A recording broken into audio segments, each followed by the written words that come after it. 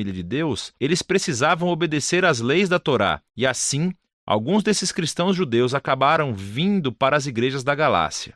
Eles estavam falando mal de Paulo e exigindo a circuncisão de todos esses homens não-judeus cristãos.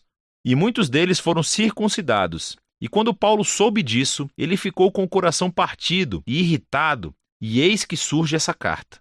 Primeiro, Paulo desafia os Gálatas com seu resumo da mensagem do Evangelho sobre o Messias crucificado. Então, ele argumenta que esse evangelho é o que cria a nova família multiétnica de Jesus e Abraão, e ele mostra como esse evangelho é o que realmente transforma as pessoas pela presença e pelo poder do Espírito.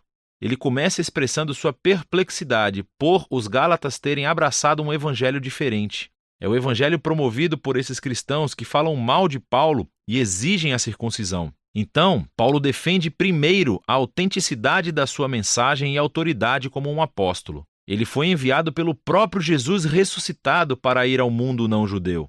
Lembre-se da história do livro de Atos. Paulo diz que somente mais tarde que ele foi a Jerusalém encontrar os outros apóstolos, como Pedro ou Tiago. E quando ele lhes disse que não estava exigindo que os cristãos não-judeus fossem circuncidados ou comessem kosher, eles deram seu apoio total. Mas essa tensão era mais profunda. Pedro tinha ido a Antioquia para visitar e ver todos esses cristãos não-judeus, e ele estava comendo e se relacionando com eles. Mas, quando alguns desse grupo de oposição de Jerusalém apareceram em Antioquia, Pedro cedeu sob sua pressão. Ele parou de comer com esses cristãos incircuncisos e os evitava. E assim Paulo confrontou e acusou Pedro de hipocrisia, de não permanecer fiel ao evangelho. Para Paulo, exigir que esses novos cristãos fossem circuncidados e observassem as leis da Torá é um erro muito grande e por muitas razões. Primeiro de tudo porque é uma traição ao evangelho. Ou, em suas palavras, as pessoas não são justificadas pelas obras da Torá, mas somente pela fé em Jesus, o Messias.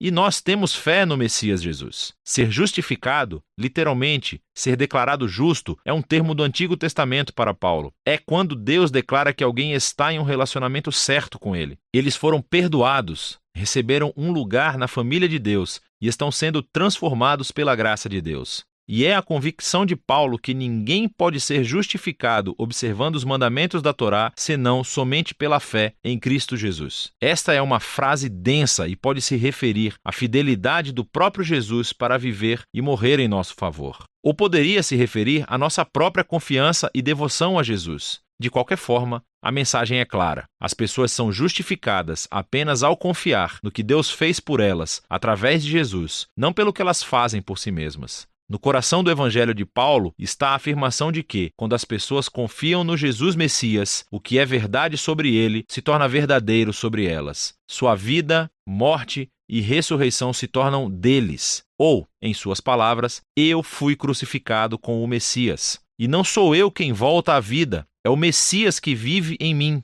E a vida que agora vivo, eu vivo pela fé no Filho de Deus, que me amou e se entregou por mim. E então, a razão pela qual qualquer um pode dizer que está bem com Deus ou que pertence à família da aliança de Jesus não é porque obedeceu às leis da Torá. É somente por causa do que Jesus fez por eles, que eles nunca poderiam fazer por si mesmos. Agora, essa compreensão profunda do que Jesus realizou tem enormes implicações para quem pode agora fazer parte da família da aliança de Deus e o que significa viver como um membro dessa família. Então, Paulo primeiro menciona as histórias sobre Abraão em Gênesis, como ele foi justificado ou declarado justo diante de Deus simplesmente por ter fé. Ao confiar na promessa de Deus, naquele dia, todas as nações encontrariam a bênção de Deus através dele e de seus descendentes. O propósito de Deus era sempre ter uma família grande, multiétnica, de pessoas que se relacionam com ele com base na fé, não nas leis da Torá. Mas isso levanta uma questão importante. Por que foi então que Deus deu as leis da Torá a Israel? Aqui, Paulo oferece uma explicação muito breve e densa, que mais tarde ele completará em sua carta aos Romanos. Ele observa que as leis da Torá foram dadas a Israel no Monte Sinai muito depois da promessa de Deus a Abraão. E se você ler a Torá cuidadosamente, ele diz: você verá que Deus sempre desejou que as leis fossem uma medida temporária. Ele diz que as leis tiveram um papel negativo e positivo. Negativamente, as leis agiram como uma lupa sobre o pecado de Israel. Elas expuseram como Israel compartilhou a condição humana pecaminosa, constantemente se rebelando contra a lei de Deus. E assim, a lei, que é boa, acabou pronunciando Israel e toda a humanidade como culpados. Ou, em suas palavras, as leis aprisionavam todos sob o poder do pecado, mas as leis também tinham um papel positivo. Elas agiam como um professor rigoroso da escola, que mantinha Israel na linha até a vinda da prometida descendência de Abraão, o Messias. E quando o Messias veio, ele cumpriu o propósito das leis em favor de Israel. Jesus foi o fiel israelita que realmente amou a Deus e ao próximo e, como rei de Israel, morreu para levar em si a maldição e consequência do fracasso de Israel e trazer a redenção. E agora, através de Jesus, a descendência de Abraão, a bênção de Deus pode chegar a todas as pessoas, independente da sua etnia, status social ou gênero. Para Paulo, não faz sentido exigir que os cristãos não-judeus observem a Torá.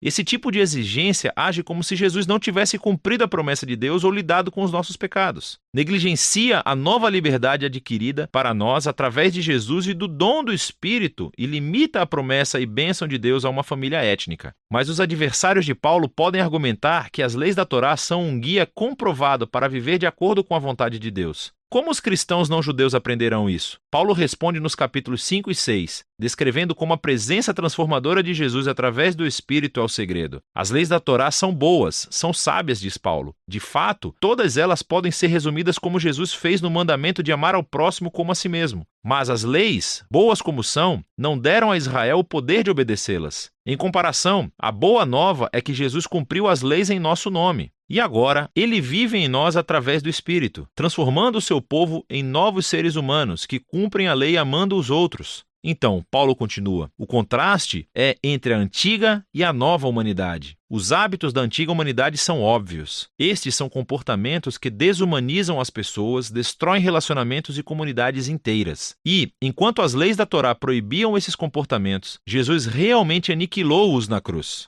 Então, quando uma pessoa confia em Jesus e vive em independência do Espírito, a vida de Jesus se torna dessa pessoa e produz aquilo que Paulo chama de fruto do Espírito. Este é o modo de vida de Jesus que ele quer reproduzir na sua família, para que se tornem pessoas de amor, alegria, paz, paciência, bondade, fidelidade, humildade, gentileza e autocontrole. Mas esse fruto não é automático, diz Paulo. Ele requer cultivo, assim como um fruto real. Ou, em suas palavras, se vivemos pelo Espírito, temos que nos manter em sintonia com o Espírito. Isso requer intencionalidade. Temos que aprender a podar os nossos velhos hábitos e cultivar novos e, ao fazê-lo, somos levados pelo Espírito à medida que Jesus renova as nossas mentes e corações e nos torna pessoas que amam a Deus e aos outros. E assim, o povo de Jesus cumpre o que Paulo chama de Torá do Messias. No final, Paulo conclui, esse requisito para os cristãos se tornarem observadores da Torá ou serem circuncidados é um caminho que perde o foco no objetivo. O que realmente importa é a nova criação de Deus, essa família multiétnica do Messias. Pessoas cheias de fé em Jesus que estão aprendendo a amar a Deus e aos outros no poder do Espírito. E é disso que trata a carta aos Gálatas.